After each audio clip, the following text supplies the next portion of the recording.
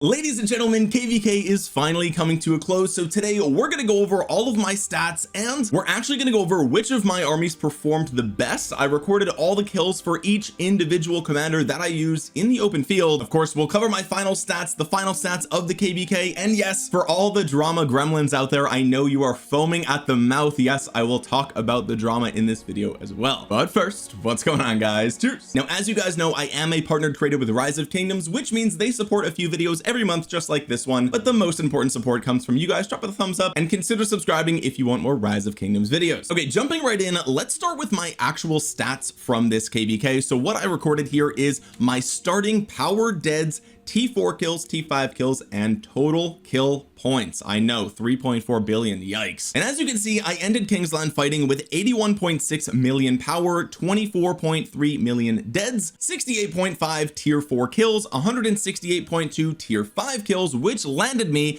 at a final kill point total of 4,054 million. Therefore, if we reveal the total number of kills, we have 32,733,000. So overall, I think this was solid performance for my account, but it wasn't my best performing KvK out of the last few, and really that just comes down to the timing of the KvK. For the first few weeks and all of zone 5, I was busy leading an alliance in AOEM, so I didn't really actually start fighting in this KvK until like altars. I think like that was my first real fight. I dabbled in zone 5 when I had some time, but really altars were when I first started getting my kill points, and most of my kill points came from past 7 and really Kingsland was like where all the crazy fighting happened. So if I was available for more zone 5 fighting, this number might be a little bit higher, but even still, like the way that the map is designed in Tides of War, zone 5 is really not that relevant. It's just mainly for buffs because of course you have these level 5 passes which let you into Kingsland basically, right? So you can't really get gated in Tides unless you're awful, and our zone 5 fights were kind of a stalemate for the longest time anyway. We didn't want to attack into their farm garrisons and they didn't want to attack into our farm garrisons, so it wasn't super eventful regardless, even though there was things happening in zone 5 for quite a while. Now of course I'm not just going to make you guys take my word for it. Okay, here's my kill points, kill point breakdown, and let's take a look at the Hall of Heroes. We have 1.1 million deads here. I'll be getting 577,000 back. Most of these are tier 5 infantry. As you guys know,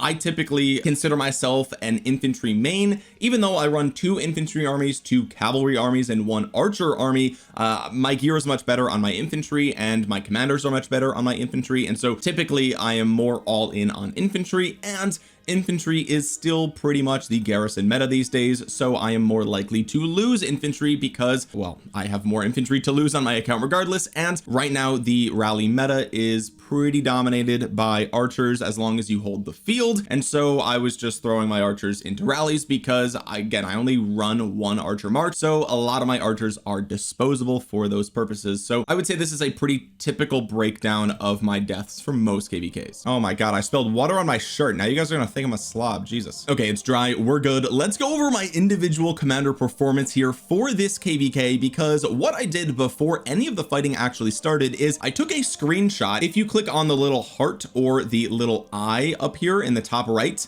you can actually see the number of kills that you've gotten for a particular commander. Of course, for my Sargon, they are quite low. So what I did before any of the KvK fighting started is I came in here and I took a screenshot of all of my relevant commanders, so I had exactly the number of how many kills they had before going into KvK. That way at the end of KvK we can compare and see which commanders actually performed the best on my account. That way you guys sort of know where my thoughts and feelings for these commanders actually come from. They come from their actual performance here on my account. Anyway, as you guys know, I was running Liu Che with either William Wallace or Alexander the Great. I was also running Guan Yu with Scipio until Ragnar Prime came out, which did launch during this KvK, and then I benched my Guan Yu for Ragnar Prime. I was also running Zhuge Liang with Herman Prime, Nevsky Joan, and Huo with William, and those 2 cav marches I was playing around with the secondary, swapping them around so that way I could see which one I think performs best. So that's why these are the commanders that you see here. Those are all the relevant ones for fighting. And if we take a look at the ending kills, these are the kills that show on their profile after the fighting. We can take a look at which commander has the highest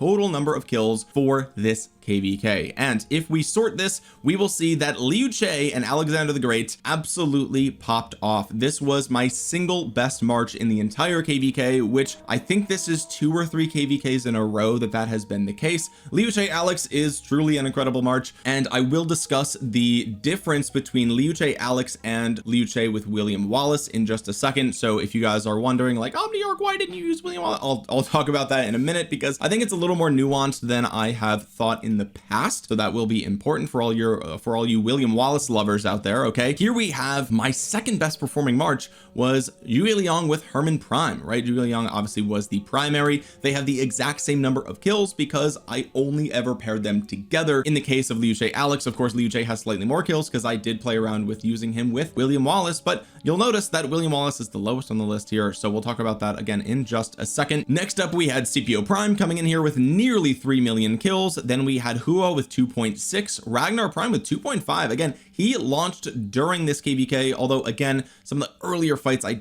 wasn't super involved with, so that's why like most of the fighting happened after he was in the game anyway. We have Joan of Arc Prime with 2.4, Nevsky with 2.1, William with 1.5, Guan Yu again 400,000, and 200,000 for William Wallace. Obviously these commanders I barely used this KvK, that's why their numbers are lower. So what we can see here is that William is definitely the weakest link, and there is also an explanation for this because I was testing out benching William throughout this KvK. Of course, in Tides you do get your hands on artifacts which allow you to convert a commander into another troop type, and I was playing around with converting my Yi Seong-Ye into a cavalry commander. Unfortunately, I did not anticipate this, and so I didn't screenshot my Yi Seong-Ye's kills before and after because I didn't think I would be using Yi Seong-Ye this KvK. So regardless, I also played around with Mehmed behind Huo in the field, who was surprisingly good, nearly as good as William, but I did eventually bench him because he was a little bit slower,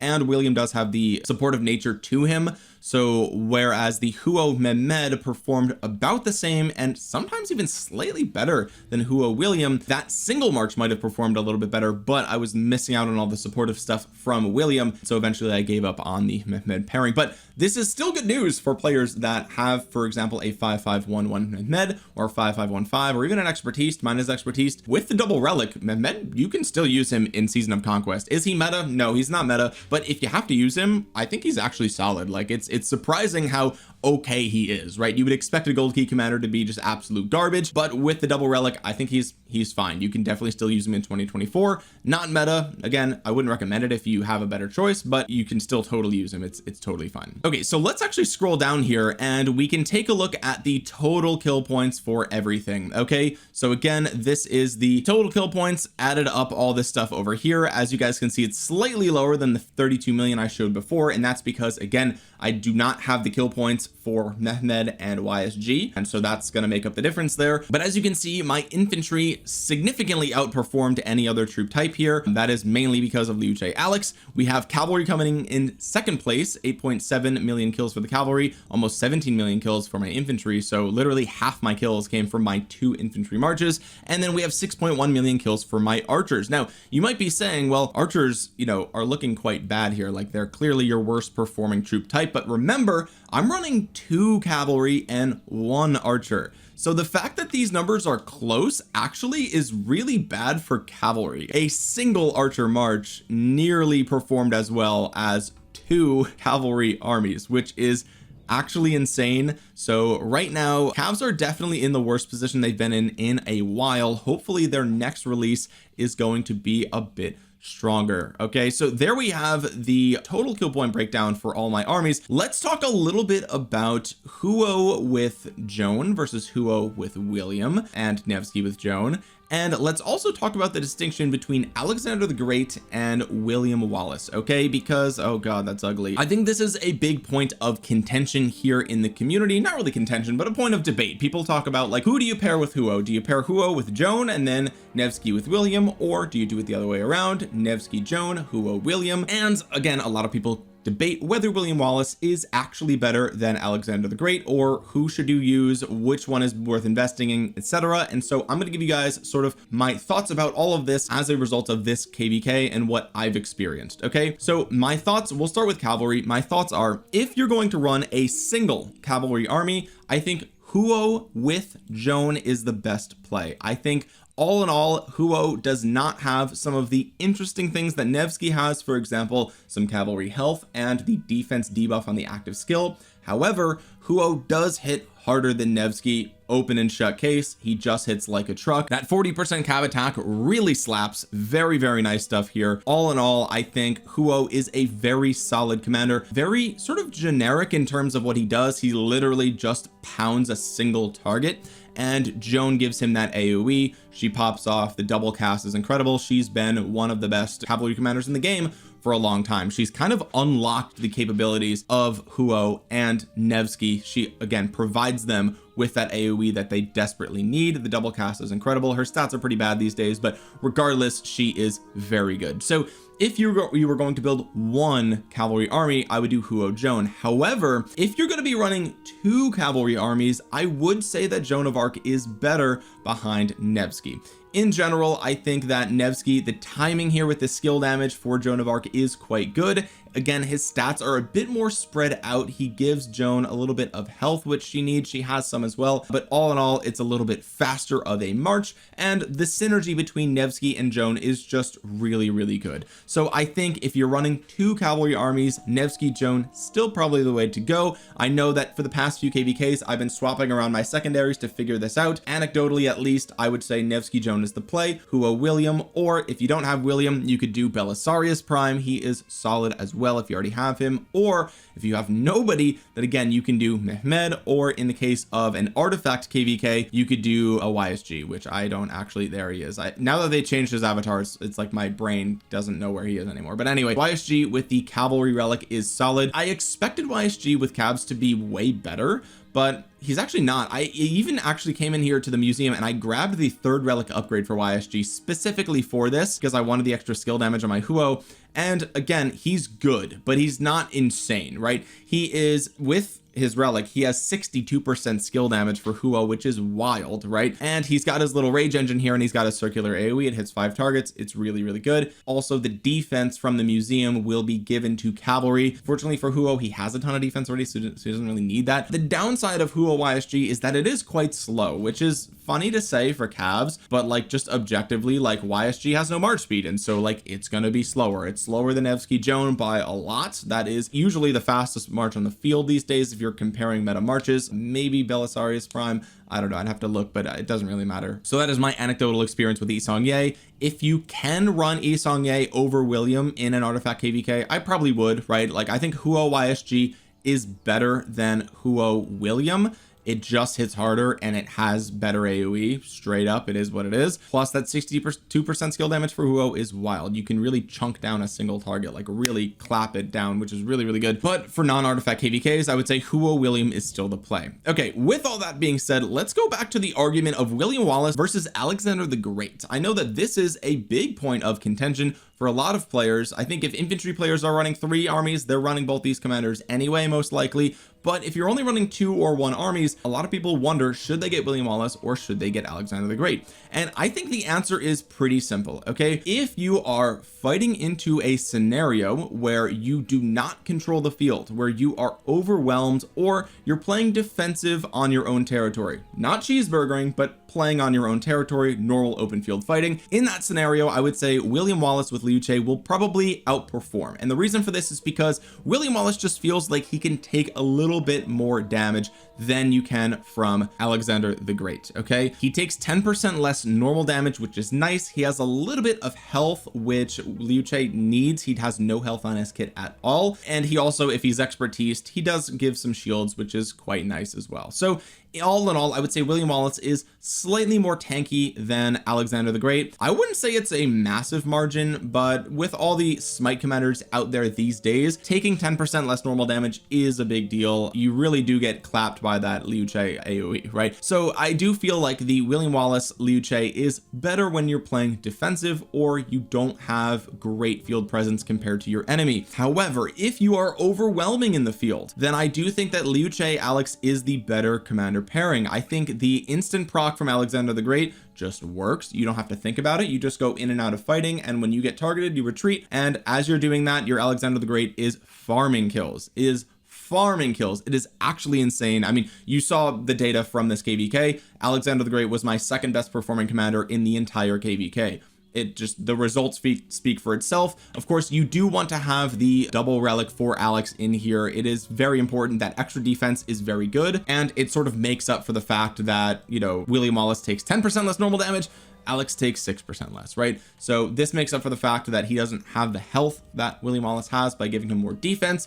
And all in all, also, like, it's important to remember that Alex is much faster than William Wallace, right? He has 30% march speed for infantry, which is like unheard of, right? Like, we don't see 30% march speed on like any commander, to be honest with you guys. Even Cavs get upwards of like 20%. So this is a very fast infantry commander. He's very easy to use. You just go in and out of tapping a target. When you get targeted, you retreat, and as long as you're not swarmed, your Liu Che Alex is going to outperform. So for me, my recommendation is, if you have Alexander the Great, if you have him expertise, if you have that double museum relic, you don't need William Wallace. It's negligible, right? If you are an infantry main running 2 or more, maybe 3 infantry armies, then yes, William Wallace will be a great pairing for Liu Che. Or again, if you want that micro optimization for instances where you are overwhelmed in the field, you don't have control, or you're playing defensively, then William Wallace Liu Che might be better. It's also worth noting that if you are cheeseburgering, which is the act of popping in and out of your city to just quickly hit a target, Liu Che Alex outperforms here as well. The instant proc, again, free damage, literally free damage. It's free real estate. Use it. It's great. That is my recommendation. If you have neither of these commanders, however, I would point you towards William Wallace, and the reason for this is because he's got the smite tree.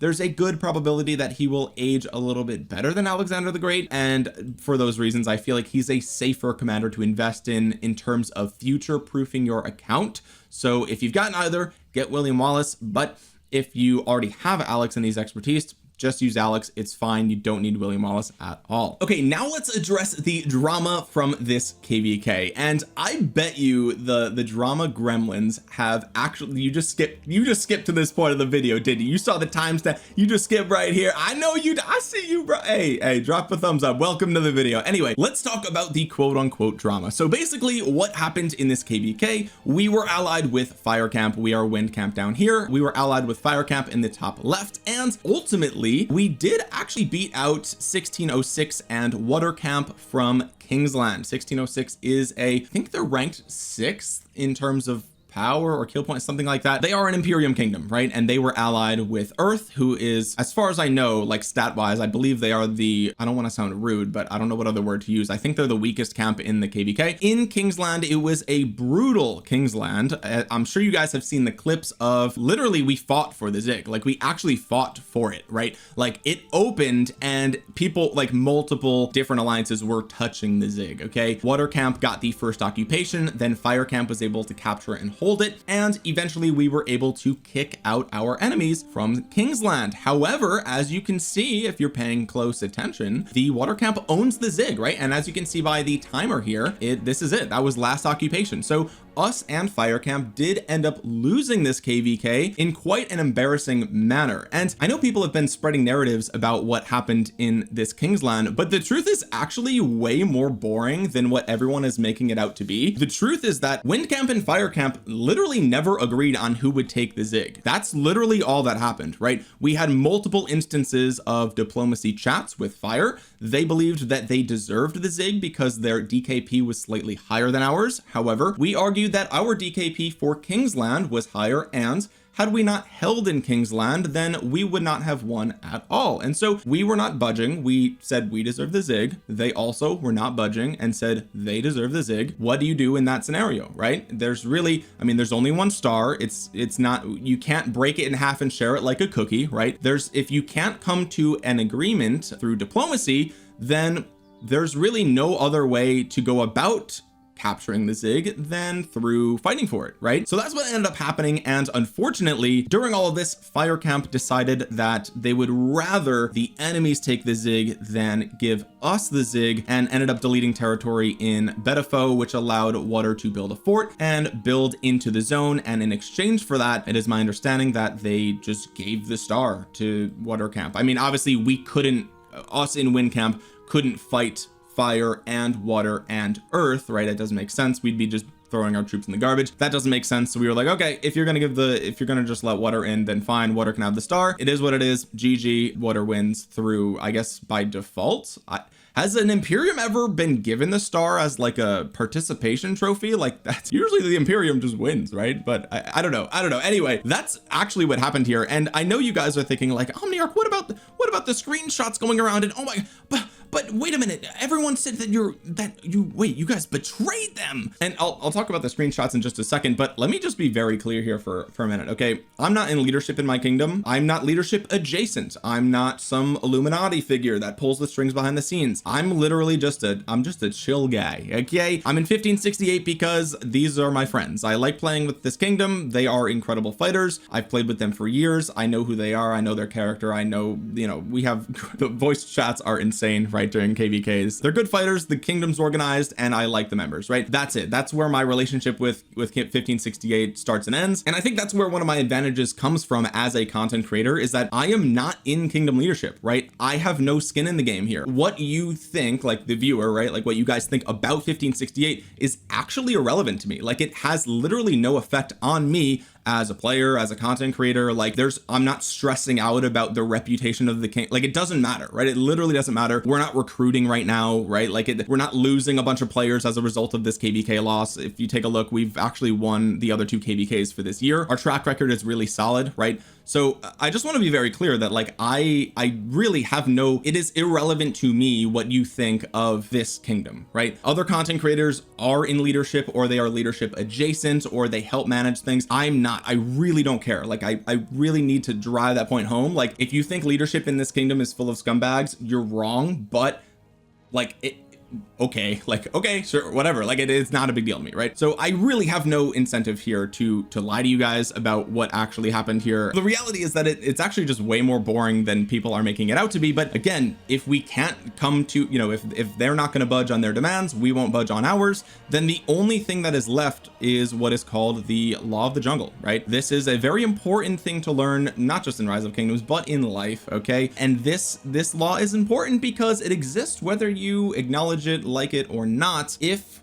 we can't come into an agreement and we're playing a war game, then like, okay, we have to default to what we know is true, and that is that we'll fight for what we think is right, and you'll fight for what you think is right, and the strongest survives, as they say. And that's just how it is. Now, I will address, this is like the most popular screenshot going around right now. I know Mayhem is getting a lot of flack for this. Okay, so let's just go over this really quick, because this is allegedly the proof that we said we would give them the star. Let's go ahead and read it together. It says, this was posted on December 4th. It says, had our discussion, and our proposal is this: we take Zig at next opening and hold until final opening for honor gains. Gives a little added reward to us, which our members would appreciate. Win gets all the ally autarchs still. You can make the deal with Water for your high runs. We will take 4 for our final. Water, that's the enemy here, will need to delete all territory in zone 6, win zone 5, and flags touching pass 5. So a lot of people read this and they were like, oh my god. The problem with screenshots like this that are like, it's literally clipped, it's just this one message, it's not in the context of all the diplomacy talks, right? Where in this message do we talk about who gets the star, right? Like, let's go through here and see, where do we talk about the star?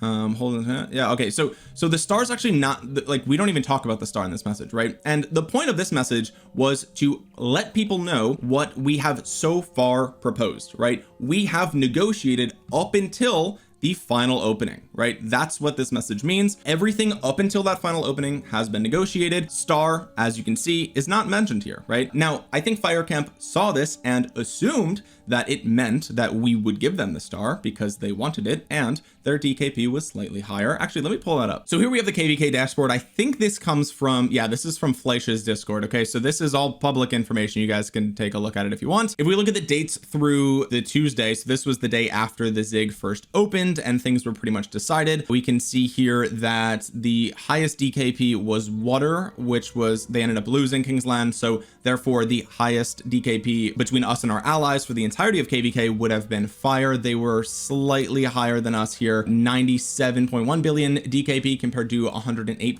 DKP. And then if we only look at the data from after zone 5, and this is not including the little the little skirmish that we had afterwards, by the way, but this is only, you know, after zone 5 fighting, we'll see that once again water was the top camp in terms of DKP. We came in second place here with 52.5 billion, fire camp in third with 52.2 billion. And so again, our argument here was that for the most important fights in the KvK, we outperformed. And I mean, if you were paying attention, then you would know that the only reason we were even in Kingsland for the opening of the Zig was because of us and being able to hold during fire's downtime. So our argument was that our Kingsland performance warrants the star. Their argument was that if you include all their fights, including the zone 5 fights, then they should get the star as well. And I think a lot of this DKP comes from deads gained, right? I mean, man, if you look at fire and earth just slugged it out in zone 5, which again, like I said earlier, I and you can let me know in the comments what you think about this, but like for this KvK where you can't be gated as a result of zone 5, I just don't think zone 5 is that, I mean, it's not nearly as important as it is in other KvKs.